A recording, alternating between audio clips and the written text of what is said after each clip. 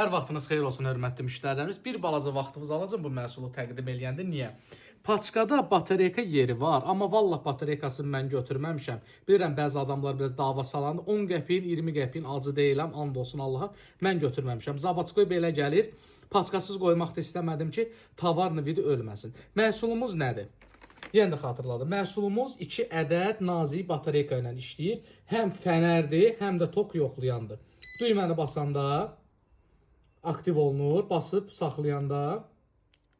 Nətər idi onun fənər? Hə, basıb saxlayanda. Hə, elə belə basıb saxlayanda yox, elə belə basdıqca fənəri də işləyir. Fənər kimi də istifadə edə bilərsiniz.